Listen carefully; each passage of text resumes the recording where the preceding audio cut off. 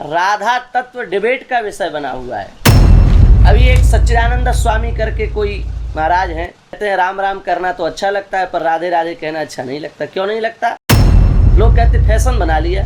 अरे भगवान का नाम फैशन होता है क्या? तो जानते क्या कहते? वो कहते पुराणों में राधा नाम नहीं है। हम पद्म पुराण, ब्रह्म वैवर्त पुराण, भविष्य पुराण, श्रीमद देवी भागवत महापुराण, मत्स्य पुराण, आदि पुराण, वायु पुराण, वराह पुराण, नारदीय पुराण आदि पुराणों से यदि प्रमाण प्रस्तुत करें तो आप स्वीकार करेंगे? श्री सीता रामचंद्र भगवान की जय। वर्तमान समय में कुछ दिनों से राधा तत्व को लेकर के चर्चा बहुत बढ़ी हुई है और कुछ दिन पहले हमने सोशल मीडिया के माध्यम से अपने संदेश को सभी तक पहुंचाया और उसमें हमने यही निवेदन किया कि वस्तुतः कहो कौन करे जल तरंगिनी न्यारे। जल और तरंग उनका जिस प्रकार से अभेद है उसी प्रकार से श्री राधा कृष्ण का भी अभेद है, उनमें किसी प्रकार का कोई भेद नहीं है। व्यावहारिक दृष्टि से, लीला की दृष्टि से भले ही भेद दिखे, भले ही भेद समझ में आवे, पर वस्तुतः किसी प्रकार के भेद की वहाँ कल्पना नहीं है। एक ही ज्योति, एक ही तत्व दो स्वरूपों में प्रकाशित हो रहा है। लेकिन समय बड़ा विचित्र है, घोर कलिकाल आ गया है, इसलिए राधा तत्व डिबेट का विषय बना हुआ है। जो राधा तत्व चिंतन का विषय है, जो राधा तत्व भाव का विषय है, जो राधा तत्व रसिकों के चरणों में बैठकर के जानने का विषय है, वो उस राधा तत्व पर जिनको रस का लेश मात्र भी नहीं आता, रस के लेश मात्र भी जिनके अंतःकरण में व्याप्त नहीं है, रसिकों का जिन्होंने संग नहीं किया, रसवाणियों का जिन्होंने अध्ययन नहीं किया और परंपरागत शास्त्रों का भी जिन्होंने स्वाध्याय नहीं किया, वे राधा तत्व पर डिबेट करने पर आ गए। ये बड़ी विचित्रता है समय की। वस्तुतः साधक जन जो हैं वे अपनी भावना के अनुसार श्री राधा तत्व का अनुभव करते हैं और जो सिद्ध जन हैं वे तो प्रत्यक्ष श्री राधा तत्व का अनुभव करते हैं। भावना नहीं है उनके नेत्रों में तो वो तेज आकर के, वह तत्व आकर के प्रविष्ट हो जाता है। तो साधकों को भी इस प्रवचन की आवश्यकता नहीं है और सिद्धों को भी इस प्रवचन की आवश्यकता नहीं है। जो बीच में कुतर्की लोग आ गए हैं, जो न इधर के हैं न उधर के हैं, उन लोगों ने इसको डिबेट का विषय बना रखा है। नहीं तो साधक तो अपनी भावना के अनुसार श्री राम में सब जग जानी। जो राधा तत्व उपासी साधक जन है वे तो सब जगह उन्हीं का दर्शन कर रहे हैं। मान लो अभी उनकी ऐसी स्थिति नहीं कि वो प्रत्यक्ष अनुभव कर सकें, वो भावना के अनुसार उनका दर्शन कर रहे हैं। और जो सिद्ध जन हैं, जो रस सिद्ध महापुरुष हैं, वो प्रत्यक्ष उसका अवलोकन कर रहे हैं, इसलिए उन्हें भी राधा तत्व के प्रमाण की आवश्यकता नहीं। जो नेत्रों से प्रत्यक्ष हो उसके लिए प्रमाणांतर की क्या आवश्यकता है? अब बचे कौन? अब बचे कौन? जो न साधक है न सिद्ध हैं, केवल भ्रांति के लिए आते हैं, वो लोग इसको डिबेट का विषय बना करके रखते हैं। ये दुर्भाग्य है हम लोगों का। वस्तुतः राधा तत्व क्या है? ये भगवत रसिक, रसिक की बातें रसिक बिना को समझ ही सके ना। भगवान के जो रसिक संत महापुरुष हैं, जब तक हम उनके चरणों का आश्रय नहीं लेंगे, उनकी कृपा प्राप्त नहीं करेंगे, तब तक राधा तत्व समझ में ही नहीं आ सकता। अभी एक सच्चिदानंद स्वामी करके कोई महाराज हैं, उनका हमको किसी ने वीडियो भेजा। राधा तत्व के ऊपर उन्होंने प्रवचन किया तो अनेक उसमें ऐसी बातें हैं, अनेक ऐसे उसमें प्रकरण उन्होंने कहे हैं जो बिल्कुल अशास्त्रीय हैं, जिनमें किसी प्रकार की शास्त्रीयता है ही नहीं। कहते हैं राम राम करना तो अच्छा लगता है पर राधे राधे कहना अच्छा नहीं लगता। क्यों नहीं लगता? जब पुराणों में ऐसे वाक्य हैं, रा शब्दोच्चारणादेव स्फीतो भवति माधव, राधा नहीं, केवल रा शब्द का उच्चारण होता है तो ठाकुर जी के रोंगटे खड़े हो जाते हैं और ठाकुर जी अपने सिंहासन को छोड़ करके धा शब्द का श्रवण करने के लिए उस भक्त के पीछे पीछे लग जाते हैं। यामी श्रवण लोभ होता है, हम समझ सकें, हम राधा नाम का आस्वादन कर सकें तो ठाकुर जी पीछे पीछे लग जाते हैं। ऐसे प्रमाण उपलब्ध हैं। तो क्यों नहीं राधे राधे बोलना चाहिए? क्यों नहीं हम राधे कृष्ण कह सकते? क्यों नहीं हम राधे श्याम कह सकते? लोग कहते फैशन बना लिया। अरे भगवान का नाम फैशन होता है क्या? भाव कुभाव अनख आलस हो नाम जपति मंगल जस हो। भाव पूर्वक कुभाव पूर्वक क्रोध पूर्वक आलस पूर्वक किसी प्रकार भगवान का नाम लिया जाए कल्याणकारक हो जाता है। भगवान के नाम का आश्रय लेने वाले का कल्याण हो जाता है। बड़ी विचित्र स्थिति है। राधा तत्व को समझने के लिए लोग चले। अरे श्री कृष्ण के विषय में लिखा है नेति नेति जिहि वेद निरूपा जाहि विरंच उमापति नाय। श्री हरिवंश महाप्रभु कह रहे हैं श्री कृष्ण कोई साधारण है क्या? ब्रह्मा और शिव भी जिनके चरणों में नमस्कार करते हैं, वेद भी जिनके लिए नेति नेति कह करके हाथ जोड़ लेते हैं कि हम इनको नहीं जान पाए, नहीं जान पाए, नहीं जान पाए, वे श्री कृष्ण भी श्री राधा रानी के सामने हाथ जोड़ करके खड़े रहते हैं। यो रुद्र ब्रह्म शुक नारद भीष्म मुख्य रालक्षितो न सहसा पुरुषस्य तस्य सद्यो वशीकरण चूर्ण मनंत शक्ति स्तम राधिका चरण रेणु मनुस्मरामि। क्या है? यो ब्रह्म रुद्र शुक नारद भीष्म मुख्य आलक्षितो न सहसा पुरुषस्य तस्य। संस्कृत के लोग समझ गए हैं। ब्रह्म रुद्र शुक नारद भीष्म मुख्यों के द्वारा भी जो आलक्षित नहीं हैं, वे भी जिनके तत्व को रहस्य को नहीं जान पाते हैं, वे श्री कृष्ण भी जिनके सामने शांत होकर के खड़े रहते हैं, वे राधा, वह राधा तत्व है। इसलिए हरिवंश महाप्रभु कह रहे हैं श्री हरिवंश अनंत सचुनाई बिनुया रजही लिए। कोई साधारण बात थोड़े है राधा तत्व को जान लेना। भगवान के लिए श्रीमद् भागवत में आत्माराम आप्तकाम आदि शब्दों से संबोधित किया गया है। भगवान आत्माराम है तो पूछा कि भगवान की आत्मा क्या है? तो स्कंद पुराण में आप जाकर के देखिए, आत्मा तो राधिका तस्य तयेव रमणादसौ आत्माराम इति प्रोक्ता मुनिभिस्तत्वदर्शिभिः। श्री कृष्ण की आत्मा राधा रानी है। स्कंद पुराण का प्रमाण देखिए। आप कहते हैं पुराणों में राधा रानी का उल्लेख नहीं है। वो महानुभाव जानते हैं क्या कहते हैं? वो कहते हैं पुराणों में राधा नाम नहीं है, हरिवंश पुराण में नहीं है और विष्णु पुराण में नहीं है और श्रीमद् भागवत में नहीं है। अब उनको कौन समझाए? अनया राधितो नूनम भगवान हरिरीश्वर, ये क्या है श्रीमद् भागवत का प्रमाण? सएव माराधित पाद तीर्थाधित तत्वात्म विबोध मार्ग प्रलम्य पाद शिरसा विवंद्य इहागतो हम विरहातुरात्मा। ये क्या है? सएव माराधित पाद तीर्थात्, ये आराधित पाद तीर्थात् माने क्या है?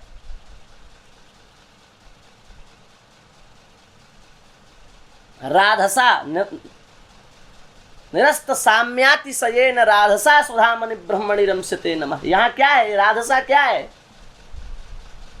भागवत में राधा नाम नहीं है, पुराणों में नहीं है।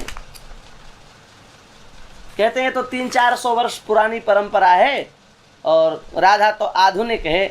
राधा के द्वारा श्री कृष्ण के चरित्र को मलिन करने का प्रयास किया। अरे भाई, जब दो है ही नहीं तो मलिनता कैसे ही? हम आपसे कहें कि जल को उसकी तरंग से अलग करो तो कर सकोगे? जल को उसकी तरंग से अलग किया जा सकता है, प्रभा को सूर्य से अलग किया जा सकता है, चंद्रिका को चंद्र से अलग किया जा सकता है। जल और उसका तरंग का क्या संबंध है? अभेद संबंध है। उसी प्रकार से श्री राधा और कृष्ण का क्या संबंध? अभेद संबंध है, भेद है ही नहीं। ये तो प्रेम का विषय है, इसलिए अभेद होते हुए भी भेद में सुख का अनुभव करना, ये अंतरंगता है प्रेम की। श्री कृष्ण गोपियों को सदा सर्वदा प्राप्त हैं, श्री राधा रानी को सदा सर्वदा प्राप्त हैं, उसके बाद भी अंतर्हित हो गए गोपियों के मध्य में से। ये लीला है, वस्तुतः भेद नहीं है। सामान्य प्रेमी महाराज भेद सहन कर ही नहीं सकता, व्यवधान सहन नहीं कर सकता। कहते हैं कि चरित्र को बिगाड़ा है। चरित्र कहाँ बिगाड़ा? तो इसलिए हमारी बड़ी विनम्रता पूर्वक प्रार्थना है कि ऐसी किसी भी वाक्यों का प्रयोग नहीं किया जाना चाहिए हमारे द्वारा। आप जिस मत से आते हैं वह मत तो पुराणों को मान्यता ही नहीं देता। जब पुराणों की आपकी दृष्टि में मान्यता ही नहीं है तो फिर आप ये संदर्भ क्यों रख रहे हैं कि पुराणों में कहीं राधा तत्व नहीं है? और हम राधा तत्व के यदि पुराणों में प्रमाण दें तो क्या आप स्वीकार कर लेंगे? आप बताइए। हम आपको प्रमाण दे सकते हैं। हम पद्म पुराण, ब्रह्म वैवर्त पुराण, भविष्य पुराण, श्रीमद् देवी भागवत महापुराण, मत्स्य पुराण, आदि पुराण, वायु पुराण, वराह पुराण, नारदीय पुराण आदि आदि पुराणों से यदि प्रमाण प्रस्तुत करें तो आप स्वीकार करेंगे? बरसाने में आकर के मस्तक झुकाएंगे, राधा रानी के सामने प्रणाम करेंगे? बताइए। पता नहीं लोग कहाँ कहाँ से क्या क्या बातें बना करके, शास्त्र का अध्ययन नहीं, परंपरा का अध्ययन नहीं, संस्कृत का अध्ययन नहीं, और मन में जो आया तो बोल दिया। बोले राधा रानी तो आधुनिक है, 200-400 साल पुरानी है। वेदों में राधा तत्व के प्रमाण हैं। हमारे यदि इस विषय पर आपको बहुत पर्याप्त विस्तृत मात्रा में इसको देखना हो तो YouTube पर राधा तत्व के नाम से 6 भाग उपलब्ध हैं, जिनमें केवल राधा तत्व के विषय में समझाने का प्रयास किया गया है, निवेदन किया गया हमारी ओर से। कहते हैं राधा तत्व आधुनिक कैसे है? वेदों में राधा तत्व के प्रमाण है। हमने पहले भी चारों वेदों में राधा तत्व के प्रमाणों को प्रस्तुत किया था। ऋग्वेद में राधा तत्व के प्रमाण है, राधया माधवो देवो माधवे नैव राधिका। यजुर्वेद में राधा तत्व के प्रमाण है, उभा वामिंद्राग्नि आहु अध्वा उभा राधसस्सह मादयध्वई, यजुर्वेद के 7वें अध्याय में। अब ये एक विषय अलग है कि वहाँ पर चर्चा की जाए कि किस संदर्भ में है, किस, तो बहुत विषय बढ़ जाएगा। बाकी ब्रह्मणादिंद्र राधसः विवाह सोम मृतुरनु, सामवेद के 3रे प्रपाठक में राधा शब्द के विषय में भी कुछ कहा गया है। उपनिषदों में राधा नाम है, उपनिषदों में राधा तत्व के विषय में कहा गया है। अथर्ववेद में तो महाराज अनेक प्रमाण हैं। न राधसो नूतनस्येन्द्र न किर्दत्सते इंद्रियेते, अथर्ववेद में राधा तत्व के प्रमाण हैं। अब हम इनकी व्याख्या नहीं करेंगे, नहीं तो बहुत लंबी वीडियो हो जाएगी। बस आप यही समझें कि सभी वेदों में राधा तत्व के प्रमाण हैं, उपनिषदों में राधा तत्व के प्रमाण हैं, आगमों में राधा तत्वों के प्रमाण हैं। आधुनिक कैसे हो सकती हैं?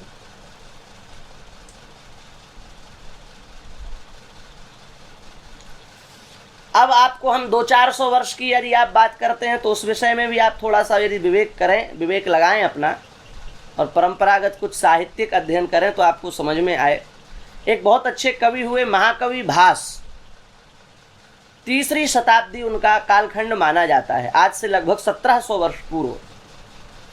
उनका एक ग्रंथ है स्वामी जी बालचरित। उस बालचरित नाम के ग्रंथ में श्री राधा कृष्ण का वर्णन प्राप्त होता है। आप कहते 300-400 वर्ष पुरानी है राधा। यदि 300-400 वर्ष पुरानी है श्री राधा तो 1700 वर्ष पूर्व उनका उल्लेख कैसे मिलता है? विडंबना है। और सच्चिदानंद जी की बात नहीं है, कुछ बातें इनके द्वारा कही हुई हैं, कुछ अन्य लोगों के द्वारा भी कही हुई हैं। बड़ा हृदय को क्षोभ हुआ, नहीं तो हमारा स्वभाव नहीं है ये करने का। और वृंदावन में रहते हैं और कोई इस प्रकार अनाप शनाप बोले तो कैसे सहन हो। एक ग्रंथ है गाथा सप्तशती। उस गाथा सप्तशती की रचना प्रथम शताब्दी में हुई है, लगभग 1900-2000 वर्ष पूर्व। पंडित जी, उस गाथा सप्तशती में भी श्री राधा कृष्ण का वर्णन प्राप्त होता है। तो 2000 वर्ष तो ऐसे ही हो गए।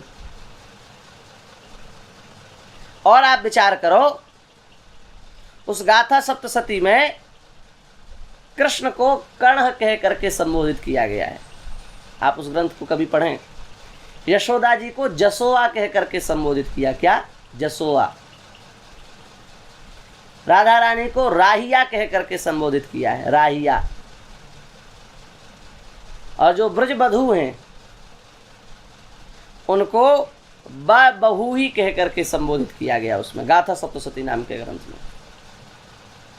ऐतिहासिक ग्रंथों का अध्ययन करते होते तो आज ये आप लोग बात ना करते कि राधा जी आधुनिक हैं।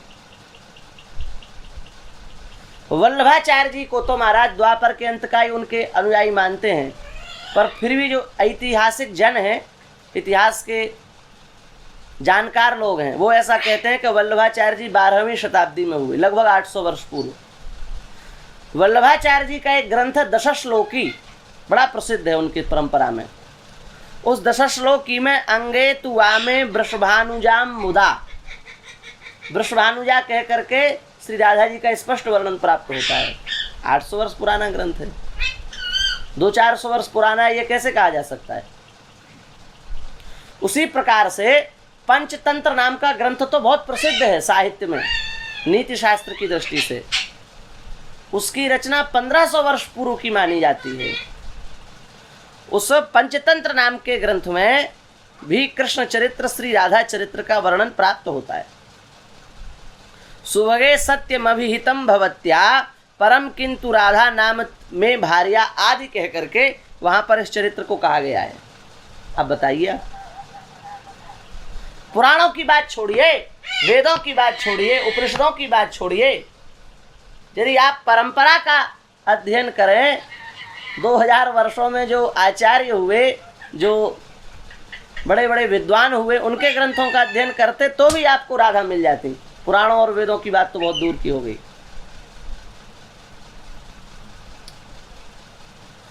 गीत गोविंद तो पूरे विश्व में प्रसिद्ध है।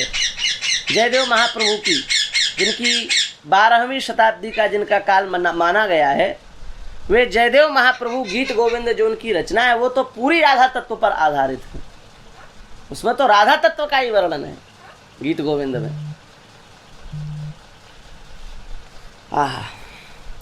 एक वैणी संहार नाम का ग्रंथ है, ये भी 12वीं शताब्दी का ग्रंथ माना गया है। इस वैणी संहार नाम के ग्रंथ में कंसद द्विषो राधिकाम, यहां भी राधा तत्व का वर्णन प्राप्त होता है। ये हमारे किसी अनुयायी के द्वारा लिखे गए ग्रंथ नहीं है, ये वेद व्यास जी के द्वारा लिखे हुए ग्रंथ नहीं है, ये विद्वानों के द्वारा लिखे गए ग्रंथ हैं। नहीं तो आप कहेंगे वेद व्यास जी तो ऐसे पुराण लिख करके चले गए, हम तो उनको प्रमाण नहीं मानते। तो ये सब अप्रमाणिक हो जाएंगे क्या? आप ही एक प्रामाणिक उत्पन्न हुए इस विश्व में। 1000 वर्ष पूर्व कवींद्र वचन समुच्चय नाम के ग्रंथ का प्रणयन हुआ है, जो नेपाल में प्राप्त होता है, यहाँ नहीं प्राप्त होता है। कवींद्र वचन समुच्चय, इस ग्रंथ में भी राधा शनैर यास्यति कह करके राधा तत्व को अभिहित किया गया है। अब वहाँ तो बड़े बड़े प्रकरण हैं, पर हम केवल एक एक वाक्य ले रहे हैं क्योंकि बहुत लंबा समय चला जाएगा। हमारे यहाँ के तो शुक भी राधा राधा बोलते हैं, वृंदावन के शुक देखो, राधा शनैर यास्यति कह करके राधा का स्मरण किया गया है। अब बताइए आप, कश्मीर के एक प्रसिद्ध दार्शनिक विद्वान श्री आनंदवर्धन जी, पंडित जी 1000 वर्ष पूर्व हुए हैं। इनका इतना प्रसिद्ध ग्रंथ है ध्वन्यालोक, संपूर्ण संस्कृत जगत में प्रसिद्ध है। किसी भी आप अच्छे विद्वान से ध्वन्यालोक के विषय में पूछेंगे तो वो बताएगा आपको, बहुत अद्भुत ग्रंथ है। उस ध्वन्यालोक में भी किसी पूर्ववर्ती कवि के द्वारा रचित 2 श्लोक जो राधा कृष्ण का संवाद प्रस्तुत कर रहे हैं, वो लिखा गया है वहाँ। और वहाँ कहा है, तेषाम गोप वधु विलास सुहृदाम राधा रहस्य साक्षिणाम, राधा रहस्य साक्षिणाम। आप कैसे कह सकते हैं कि ये सब आधुनिक है? महाभारत के, आप कहते हैं महाभारत में कहीं, महाभारत में भी ऐसे कई प्रकरण हैं। और महाभारत के एक बड़े प्रसिद्ध टीकाकार श्री नीलकंठ जी हुए हैं। उन्होंने ऋग्वेद के 3 के 33 के 12 में, 3 मंडल के 33वें के 12 में राधा तत्व का दर्शन किया है। अरा अता ऋषुर भरता गंतव्य समभक्त विप्रसुमतिम नदीनाम प्रपिन्वध्वमिषन्ति सुराधा अवक्षाणा प्रणध्वम यात शीभम। इस मंत्र में उन्होंने राधा तत्व का दर्शन किया। इस मंत्र का सार यही है उनकी दृष्टि से कि सभी गोपांगनाओं में जो श्री राधा रानी है वो सर्वोपरि तत्व है। रसिक संत अपनी वाणी में भाव में कहते हैं तो हम लोगों को विश्वास ही नहीं होता, हमें लगता है तो शास्त्र प्रमाण है, इसकी तो मानो। परंपरा प्रमाण है, इतिहास प्रमाण है। अब भी यदि हम न माने तो फिर कहीं ना कहीं हम दुराग्रही तो सिद्ध हो ही जाएंगे।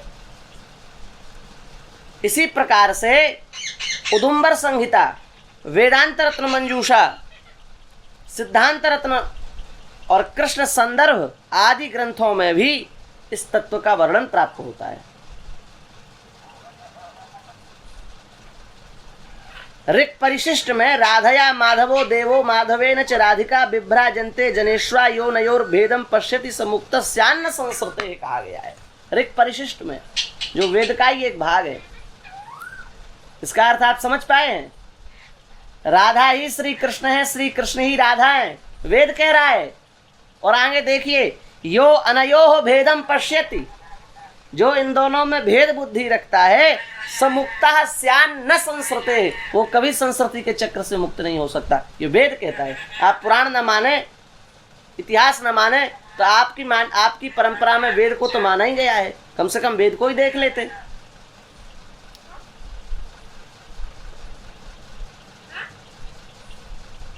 टीकाकारों में एक बहुत अच्छे टीकाकार हुए हैं, आप लोगों ने उनका नाम सुना होगा, श्री बलदेव विद्याभूषण जी, बहुत अच्छे टीकाकार हुए हैं। उनका एक ग्रंथ है श्री प्रमेय रत्नावली। उस प्रमेय रत्नावली में 11 के 15वें में अथर्वणीय श्रुति का, अथर्ववेदीय श्रुति का उल्लेख किया गया है। और उसमें कहा है, गोकुलाख्ये माथुर मंडले द्वे पार्श्वे चंद्रावली राधिका च यस्या अंशे लक्ष्मी दुर्गादिका शक्ति ही। श्री लक्ष्मी जी, श्री दुर्गा जी जिनके अंश से प्रकट होती हैं, वे श्री राधा रानी इस मथुरा मंडल में, इस गोकुल के समीप में निवास करती हैं। ये श्री बलदेव विद्याभूषण जी ने प्रमेय रत्नावली नाम के ग्रंथ से लिखा है, प्रमेय रत्नावली नाम के ग्रंथ में संदर्भित किया है। यह है श्री राधा तत्व, यह है श्री राधा तत्व की प्राचीनता, प्रामाणिकता, ऐतिहासिकता। इसको हम कैसे अपनी दृष्टि से अलग करके और सीधे कह दें कि हम लोगों ने फैशन बना लिया है, कुछ नहीं है, ये सब तथ्यों पर आधारित बातें नहीं, हम कैसे कह सकते हैं। और हमने आपको पहले कहा कि इन सभी ग्रंथों में अन्य यदि आप प्रमाणांतर की इच्छा रखते हैं तो हम और आपको प्रमाण देंगे, संतुष्ट करेंगे प्रमाणों से, आपको मानना पड़ेगा। राधा तत्व क्या है ये ऐसे समझ में नहीं आएगा। बीमारियों को कैसे ठीक करना है ये तो तभी समझ में आएगा जब डॉक्टर के पास जाओगे और पूरी पढ़ाई करोगे। तो ये भवरोग की दवा है श्री राधा तत्व। तो इस दवा को यदि समझना है तो यहाँ के जो इस दवा के जो विशेषज्ञ हैं उन रसिकों के पास जाना पड़ेगा। रसिकों के पास आइए। एक बहुत प्रसिद्ध रसिक कवि हुए हैं, आप लोग उनको भी जानते होंगे, श्री कृष्णदास कविराज। कृष्णदास कविराज, कितनी अद्भुत उनकी रचना है, प्रेम मूर्ति है वो। उनसे पूछिए राधा तत्व क्या है। वो कह रहे हैं, राधनी सार प्रेम, प्रेम सार भाव, भावेर पराकाष्ठा नाम महाभाव। राधनी का जो सार है वो है प्रेम, प्रेम का जो सार है वह है भाव, भाव का जो सार है वो है महाभाव, और महाभाव का भी जो सार है वो है श्री राधा रानी। महाभाव स्वरूपा श्री राधा ठकुरानी, सर्वगुण खानी कृष्ण कांता शिरोमणि। कृष्ण कांता शिरोमणि। राधनी का सार प्रेम है। ये प्रेम कोई भौतिक प्रेम नहीं है, अंतःकरण प्रत्यक्ष चैतन्य वृत्ति विशिष्ट का नाम प्रेम नहीं है। अंतःकरण की जो वृत्ति विशिष्ट है उस वृत्ति विशिष्ट का नाम वास्तविक प्रेम नहीं है, वह तो देहेंद्री की एक वासना मात्र है। स्वसुख की कामना जहां हो वो वासना, और कृष्ण सुख की कामना जहां हो वो प्रेम। वासना और प्रेम में यदि अंतर करना हो तो एक ही वाक्य पर्याप्त है। स्वसुख की जहां कामना है वो वासना है, और कृष्ण सुख की जहां कामना है वो प्रेम है। तो राधनी का सार तो प्रेम है, और प्रेम का सार भाव है, और भाव का सार महाभाव है, और महाभाव का भी जो सार है वे श्री राधा रानी। रसकों के पास आइए, पता चले राधा तत्व क्या है। परस्पर दो चकोर दो चंदा,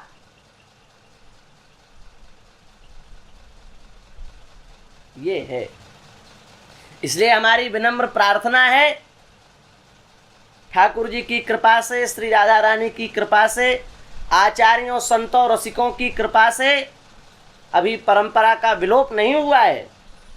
अभी शास्त्रों के विशेषताओं को जानने वाले विद्वानों की कमी नहीं है भारतवर्ष में।